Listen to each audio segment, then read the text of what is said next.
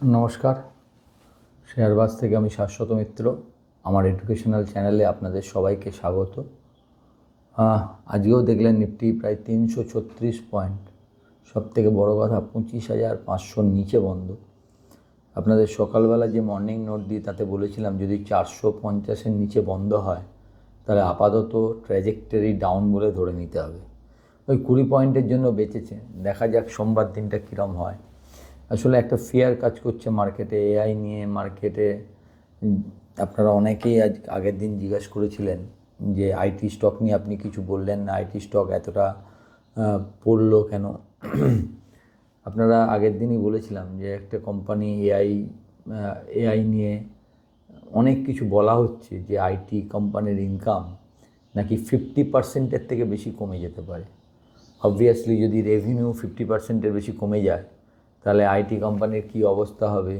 সবচেয়ে বড় কথা হচ্ছে আপনারা অনেকেই জানেন যে ভারতবর্ষে আইটি কোম্পানি যতগুলো আছে তাতে প্রায় 25 লক্ষ থেকে 30 লক্ষ লোক কাজ করে। আমি যদি ধরুন 5 জনের ফ্যামিলি, মানে প্রায় 1-1.5 কোটি লোকের ফ্যামিলি, 1-1.5 কোটি লোক, মানে 25 লক্ষ ফ্যামিলি এই আইটি কোম্পানির উপর নির্ভরশীল। আইটির এইরমভাবে যদি রেভিনিউ কমে যায় তাহলে জবের কি হবে, ভারতের ইকোনমির কি হবে। কারণ এই যে দেখছেন ভারত এখন কি আমরা বলি যে আমাদের বিদেশি মুদ্রার ভাণ্ডার $700 বিলিয়ন ওপর আছে, আমরা খুব স্টেবল পজিশনে আছি। আমাদের মোস্ট অফ দ্য বিদেশি মুদ্রা এই আইটি সার্ভিসের মাধ্যম দিয়ে আসে। সুতরাং পুরোটাই একটা প্রশ্ন চিহ্নের মধ্যে আসবে।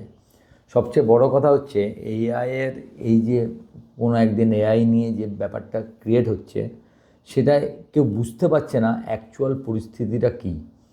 এখন এআই জিনিসটা কিন্তু দেখবেন ভারতের কোনো কোম্পানি কিন্তু এআই এখনও এস্টাবলিশ করতে পারেনি।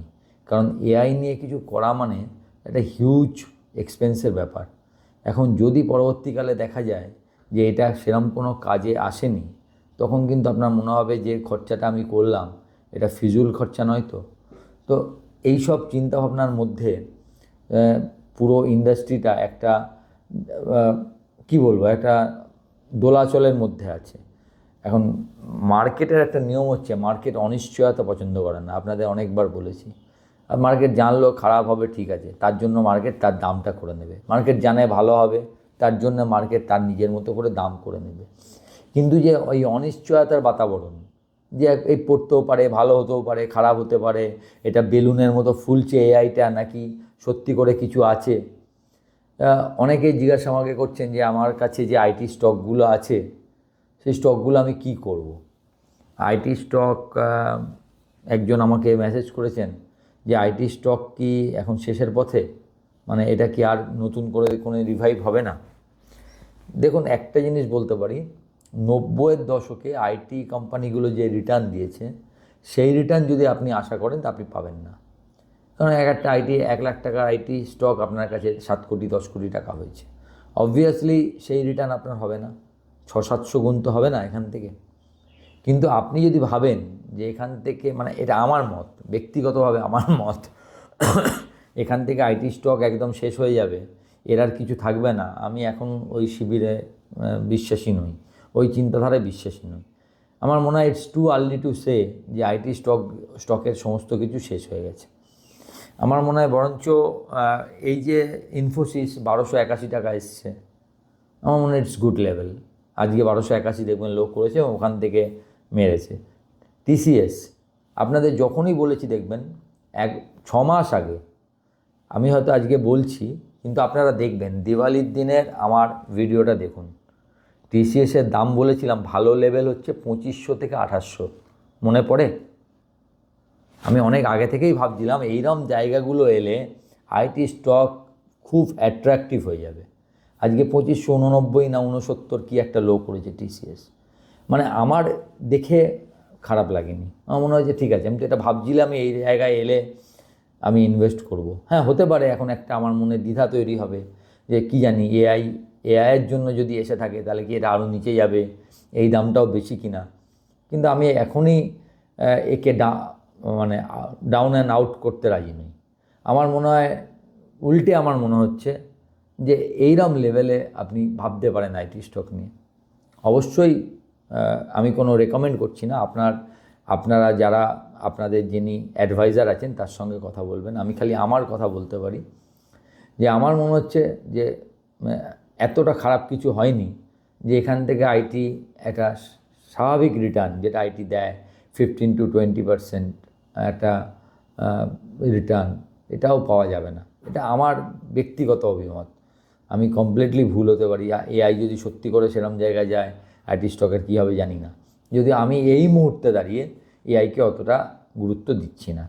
মেনলি এটা হয়েছে। সেকেন্ড হচ্ছে, আপনারা জানেন যে ইনফ্লেশনটা 2.75 এসছে। মেন কারণ হচ্ছে বেস ইয়ার চেঞ্জ হয়েছে। এতদিন যে ইনফ্লেশনটা আমরা হিসাব করতাম তার বেস ইয়ার ছিল 2012, এই ফার্স্ট টাইম যে ইনফ্লেশনটা এলো তার বেস ইয়ার হচ্ছে 2024। তো ইনফ্লেশনের আরবিআই যে গাইডলাইন যে 2% থেকে 6%-এর মধ্যে, সেটাই আছে।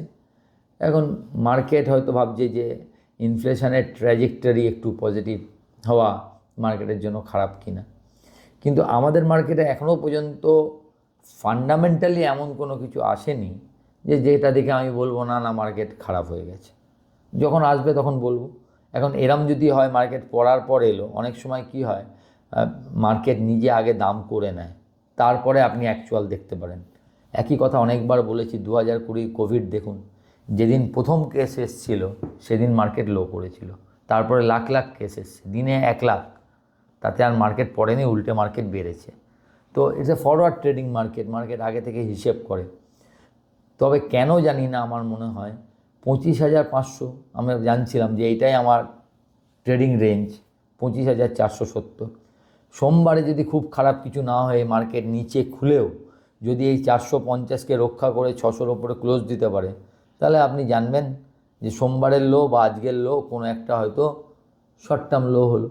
আবার উল্টো দিকে যদি এটা হয় যে আজকে ডাউ জোন্স আরও পড়লো, 50,000-এর ওপর যে হাইটা ডাউ করেছে, সেই হাইটা শর্ট টার্ম হাই হয়ে গেল এবং এখান থেকে ডাউয়ের একটা 5-7% কারেকশান হলো, তখন তো সঙ্গ দেওয়ার জন্য আমরা থাকব। আমরা যখন ডাউ বেড়েছিল, নিকি বেড়েছিল, তখন আমরা সঙ্গ দিইনি, কিন্তু পড়বার সময় হয়তো আমরা সঙ্গ দেবো। আমাদের মার্কেট সবথেকে উইক, আগেই বলেছি 2025-এর ওয়ার্স্ট পারফর্মিং মার্কেট। আশা করছি 2026-এ এটা বেস্ট পারফর্মিং মার্কেটে one of the best performing market হবে। সময় বলবে হবে কি না। তো আপনাদের যদি আগে আমার ভিডিও দেখে থাকেন নভেম্বরের দিকে, আপনাদের বারবার একটা কথা বলেছিলাম যে জানুয়ারি টু মার্চ এই যে কোয়ার্টারটা 2026-এর, এটা হচ্ছে মোস্ট চ্যালেঞ্জিং কোয়ার্টার হবে। এই কোয়ার্টারের মধ্যে ডাউ লো করতে পারে, আমাদের মার্কেট একটা লো করতে পারে, এবং তারপর থেকে আমি সেকেন্ড কোয়ার্টার অনওয়ার্ডস এই মার্কেটটাকে পজিটিভ দেখছি। তো আমার মনে হয় যে যদি আপনার যে স্টক পছন্দ, আপনি যে স্টককে অনেক দিন ধরে ভাবছেন, দামের জন্য কিনতে পারছেন না এখন, এবং যে দামে এলে আপনি কিনবেন ভেবেছেন, সেই দামে যদি আসে আপনি দেখবেন আপনার মার্কেট 400 পয়েন্ট পড়েছে, আপনি যদি ভাবেন একসঙ্গে আপনি পাবেন মার্কেটও ভালো, আপনার স্টকটাও নিচে, আপনি যে দামে চাইছেন সেই দামে আছে, সেই স্টকের পারফরমেন্সও ভালো, আপনি নেবার পরেই সেটা বাড়বে, এটা সোনার পাথর বাটি, এটা হবে না। আপনাকে যদি আপনি কম দামে চান, তাহলে সেন্টিমেন্টটা অপোজিট থাকবে, সেন্টিমেন্ট আপনাকে ভয় পাওয়াবে, না কিনিস না, আরও নিচে যাবে, কিন্তু সেই সেন্টিমেন্টের ওপর আপনাকে জোর করে নিতে হবে। আর আপনি যদি ভালো সেন্টিমেন্টে কিনতে চান, তাহলে আপনি যে দামে কিনতে চাইছেন সেই দামে কিনতে পারবেন না। এটাই চিরকাল হয়ে আছে, দুটো একসঙ্গে হবে না। আপনি সেন্টিমেন্টও ভালো পাবেন, দামটাও আপনার মতো পাবেন, হবে না। সেন্টিমেন্ট ভালো থাকলে আপনাকে ওপরের দামে কিনতে হবে, সেন্টিমেন্ট খারাপ হলে যখন আপনার ভয় লাগবে তখনই ভালো দাম আসবে, এবং সেই দামে কিনতে পারবেন কি না সেটা তো আপনার উপর নির্ভর করবে। সেই সাহসটা আপনি রাখতে পারছেন কি না তার উপরেই নির্ভর করবে যে আপনার ইনভেস্টমেন্ট কত ভালো হয়। আপনি ভেবে দেখুন 2020-র প্যানিক, মার্চ মাস, জুন মাস 2020, বেস্ট টাইম টু ইনভেস্ট। আপনাদের মনে থাকবে ন্যাশনাল ইউনিয়ন 30 টাকা, ইউনিয়ন ব্যাংক 30 টাকা, সেল 30 টাকা, মনে পড়ছে নিশ্চয়ই। তো টাটা মোটর 65 টাকা, তো কি সেন্টিমেন্ট? সেন্টিমেন্ট হচ্ছে মানুষের বাঁচা মরার ঠিক নেই, আপনি মার্কেট নিয়ে কথা বলছেন। কালকে আমি বাঁচবো কি না তার ঠিক নেই, ওষুধ নেই, এমন একটা রোগ, সেই সেন্টিমেন্ট। তাহলে ওখানে মার্কেট সবাই ভেবেছে খারাপ, মার্কেট শেষ, ধুলিস্বাদ, সেখান থেকে সব থেকে বড় রিটার্ন। সুতরাং ভয় পাবেন না। এই মার্কেটে জানবেন যত প্যানিক তত ভালো দাম, তত কেনবার সুযোগ। তবে একটা কথা মনে রাখতে হবে, এই সবেতেই আপনাকে ফান্ডামেন্টালি স্ট্রং ভালো শেয়ার কিনতে হবে আর নিজের পয়সায় কিনতে হবে। কোনো ধার, লোন এইসবের টাকায় কিনলে চলবে না। আপনার টাকা, এবং যে টাকাটাই কিনবেন সেই টাকা যেন চটজলদির দরকার না হয়, মানে যেটা অন্তত 2-4 বছরের জন্য পড়ে থাকলে আপনার অসুবিধা নেই। তবে আপনার ইনভেস্টমেন্টটা একটা মজবুত ইনভেস্টমেন্ট হবে। ভয়ের দরকার নেই, মার্কেট তো পড়বে উঠবে, এ তো হতে থাকবে। 300 পয়েন্ট পড়েছে, কি আছে? আমার 450 ভেঙে গেলে আমি আপাতত নেগেটিভ।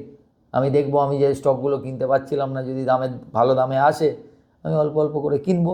আমার যদি 5,000 টাকা থাকে একটা কিনবো, 10,000 টাকা থাকলে দুটো কিনবো, মানে যেটুকুই টাকা হবে, যে শেয়ার হবে সেটা কিনবো। কী এসে যায় আমার? তো চিন্তা করবেন না, এটা ভয়ের কিছু নেই। মার্কেট 26,000 গেলেও আপনাকে বলেছিলাম যতক্ষণ না 26,000 পেরোচ্ছে আমি পজিটিভ দেখছি না। আবার এখানেও আপনাকে জোরের সঙ্গে বলছি, যতক্ষণ না 450-এর নিচে বন্ধ হচ্ছে অন্তত 2 দিন, আমি খুব বেশি নেগেটিভ দেখছি না। যদি হয় তখন দেখতে হবে, তখন আবার ভাবতে হবে কোন লেভেলে আসতে পারে। এখনও আমার মনে হচ্ছে আজকে এই খারাপ অবস্থাতেও আমার মনে হচ্ছে মার্কেট ইন দ্য রেঞ্জ, এই রেঞ্জে ঘুরবে। কিন্তু মার্কেট খুব বেশি পড়ে যাবে বা খুব বেশি উঠে যাবে, কোনোটাই হবে না। চিন্তা করবেন না, 2 দিন আরামসে উইকেন্ড কাটান, মার্কেট নিয়ে ভাবার দরকার নেই। আর বেশি টেনশান লাগলে 2 দিন অ্যাপটা বন্ধ রাখবেন, দাম না দেখলেই হলো। এই যে এফডি করে রাখেন, কতদিন দেখেন না, 8 বছর পর ঠিক ডবল হয়ে যায়। মার্কেটে যদি এটা করতে পারেন দেখবেন 4 বছরে হয়তো কাঙ্ক্ষিত রেজাল্ট পেয়ে গেছেন। ভালো থাকুন, আপনাদের উইকটা ভালো কাটুক। নমস্কার।